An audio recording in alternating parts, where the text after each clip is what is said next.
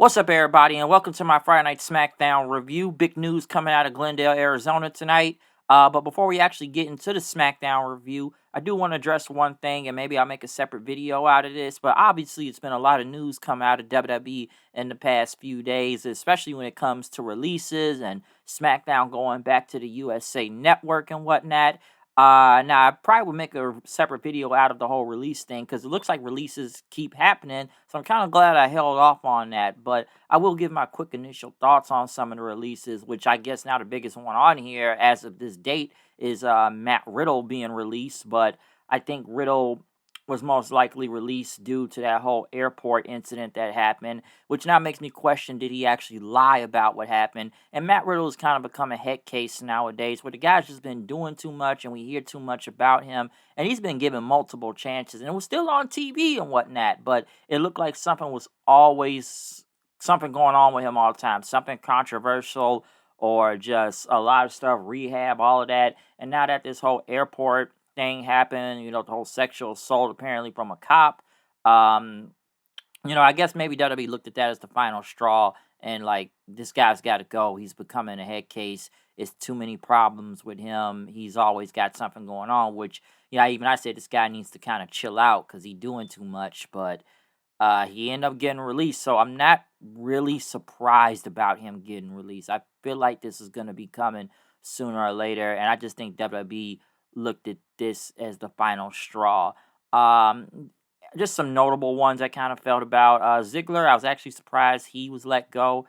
Ziggler always kind of felt like a lifer to me when it comes to WWE. I know there hasn't been a lot going on for him lately, but I was kind of genuinely surprised about that, as a lot of people online were too. Even The Rock and John Cena had to say something online. So I don't know what's going to happen with Ziggler. Shelton Benjamin, I always wish Shelton Benjamin would have gotten a bigger push even when he came back to the company, but it just looks like they never always have nothing for this guy. So I am a little not surprised, but I kind of wish more things would have happened better for him. And I will say Mustafa Ali too, given that he was already currently in a feud with Dominic Mysterio and was supposed to compete at No Mercy coming up at NXT. And apparently he was supposed to be on Raw this Monday, but they ended up letting him go. But Mustafa Ali wanted out of this company like, what, 2-3 years ago?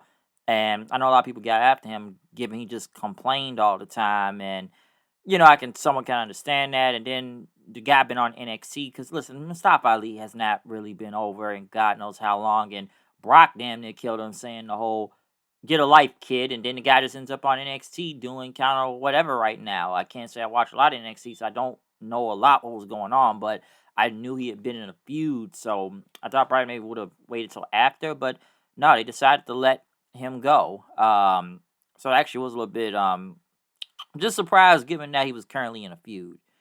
A lot of these names on the list, Elias, I liked Elias. He was over, but I don't know, it just fell off after a while. Then Ezekiel, then it was back to Elias, and Elias the last time didn't work out.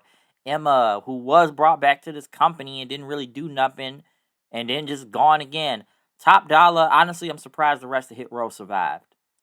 Because one, I don't think they should have been hired back to begin with, given like these guys were not over and flop dollar, as some would say. Like, don't get me started on the dive, but apparently he may have rubbed some people the wrong way in the back, to what I've heard. But I don't really got much to say about him. So a lot of people have been kind of wanting him out as it is, anyways, to what I've heard. But um, I said it before, they ain't nothing without Swerve, and Swerve is really over on AEW right now. So Hit Row was not gonna work without Swerve. Um, I know it's a lot of NXT people. Dana Brooke, I'm honestly surprised she lasted this long. I am kind of surprised. I know she was on NXT lately, but I'm almost surprised she even lasted this long. Like, I really am, in a way. Some people thought she would have been gone a while ago. I know it's a lot of other names on here, like Boogs, and a lot of people's names on here, either they probably weren't really doing nothing, or they didn't have nothing, or they just haven't been on TV for a while, or a lot of names with NXT people I never really heard of. But as the latest of this date, Matt Riddle, it was the latest release and whatnot, but I feel like his is a whole separate thing compared to everybody else that was on the list that did get released today. I'll probably make a separate video out of it, because like I said, it's a lot of people you could say.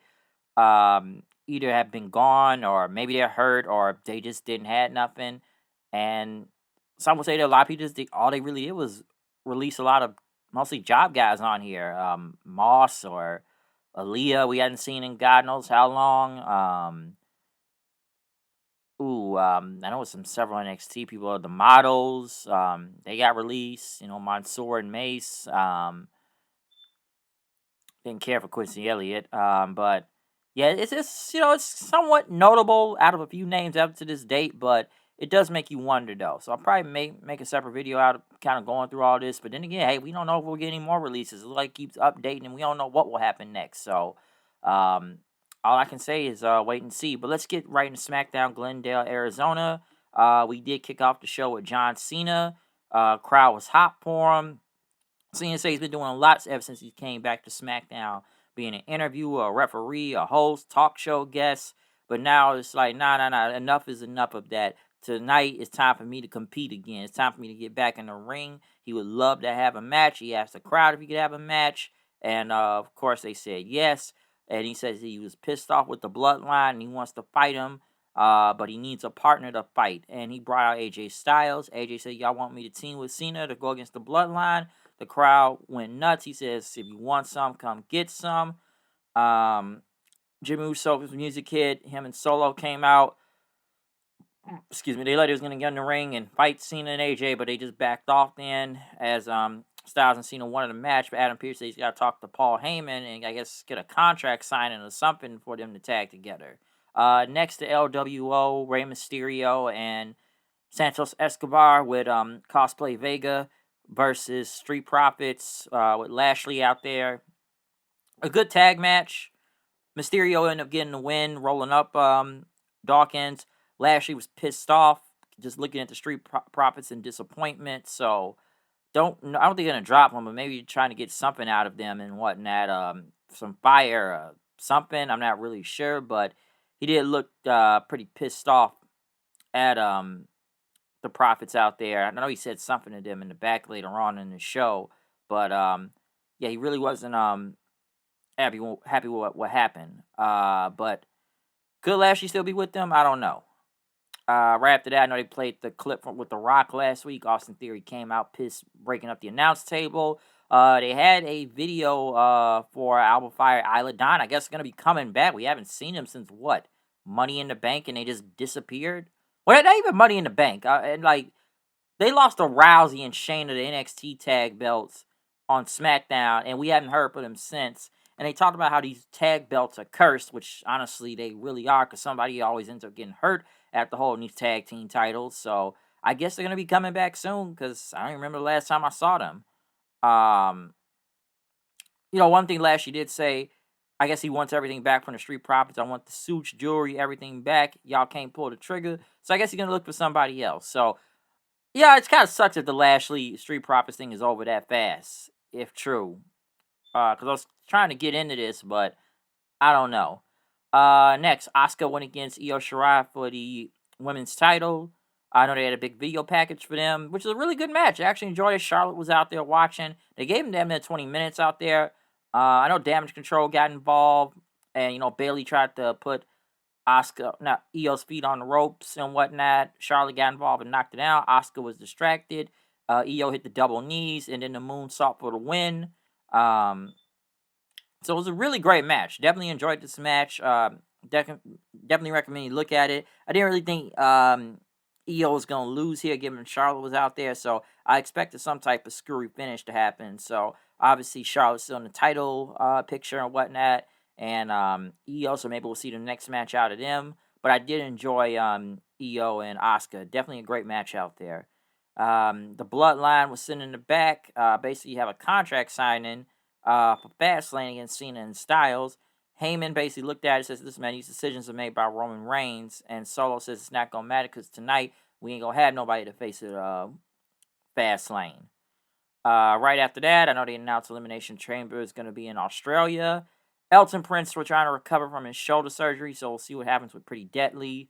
Next was, are they calling themselves a team now? A-Town Down Under, I believe. someone said tonight, but Austin Theory and Grayson Waller went against the Brutes. Waller and Theory won, which maybe it is best they keep them as a tag team because one, Theory is just ice cold right now that nobody honestly really cares. Waller at least is a little bit more over than Theory, so maybe if they keep them together, it'll be something. But Theory needs anything right now. As they went over for SmackDown for next week, John Cena came out to sign the contract. He was waiting on AJ, but AJ ended up getting beat up by Jimmy and Solo, slammed into some crates. Solo jumped off some scaffolding, landed on the AJ, which, they went back and forth with the cameras, and chaos is happening, and someone's blowing up in the back, and then Cena went to check on him, which, they ended up putting AJ in the ambulance then, as Mia Yim and Carl Anderson got in saying, like, I told AJ don't do this. I told him don't do this. The Bloodline, or whatever's left of the Bloodline, was in the ring, basically saying, we don't even need to have this match. Heyman got on the mic, and it looks like John Cena doesn't have a tag team partner. Jimmy went on to say, this is what happens when you mess with the Bloodline. He said Cena could end up in the ambulance also. Jimmy basically went on to keep saying, like, we're the ones, they the twos and stuff.